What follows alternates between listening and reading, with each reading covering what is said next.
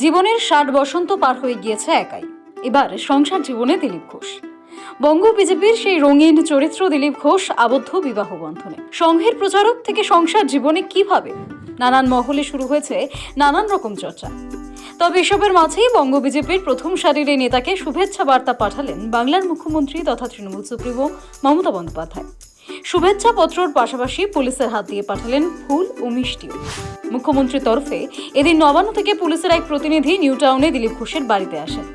সেখানেই ফুল, মিষ্টি ও মুখ্যমন্ত্রীর পাঠানো শুভেচ্ছা পত্র দিলীপ ঘোষের হাতে তুলে দেন তিনি। দিলীপ ঘোষ যে বিবাহ বন্ধনে আবদ্ধ হতে চলেছেন, বৃহস্পতিবার বিকেলে প্রথমে এই খবর ব্রেক করেছিলেন তৃণমূল নেতা কুণাল ঘোষ। টুইটে কুণাল লেখেন, সূত্রের খবর, শুক্রবার কি রাজ্যের কোনো সিনিয়র বিজেপি অবিবাহিত নেতার বিয়ে রেজিস্ট্রি হচ্ছে? পাত্রী বিজেপিরই কর্মী। পার্টির একাংশ কি নেতাকে বারণ করেছেন? যাই হোক, তিনি পার্টির মতামত উড়িয়ে দিয়ে কি নিজের সিদ্ধান্ত রাখবেন? যদি বিয়েটা হয়, শুভেচ্ছা থাকলো। যদি পার্টির বারণ মেনে নেন, তাহলে আলাদা কথা। এর খানিক পরেই তিনি আবারও একটি টুইট করে লেখেন, দিলীপ ঘোষকে ব্যক্তিগত শুভেচ্ছা, এর মধ্যে রাজনীতি খুঁজবেন না। যদিও পরে এই বার্তার সত্যতা যাচাই হয়। তারপরেই উল্কা গতিতে শাসক বিরোধী উভয় শিবির থেকে শুভেচ্ছা বার্তা আসতেই শুরু করে নবদম্পতির উদ্দেশ্যে।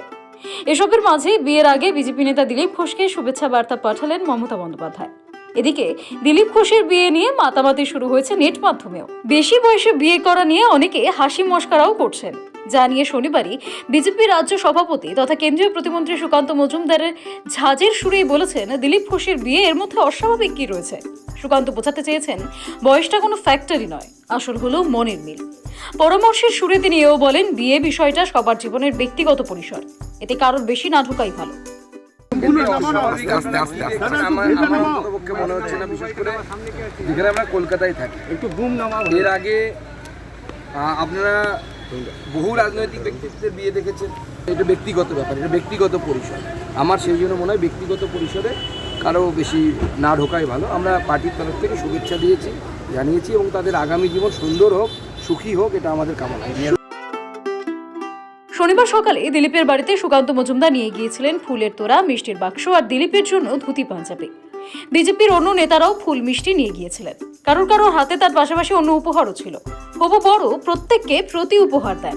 লকেট দিয়েছেন শাড়ি, বাকিদের কাউকে দিয়েছেন পাজামা পাঞ্জাবি সেট, কাউকে পাঞ্জাবি বানানোর কাপড়, কাউকে দিয়েছেন ধুতি। জীবনের ৬০ বসন্ত পার হয়ে গিয়েছে একাই। এবার সংসার জীবনে দিলীপ ঘোষ। সৌভিক সানালের রিপোর্ট, সময়, কলকাতা।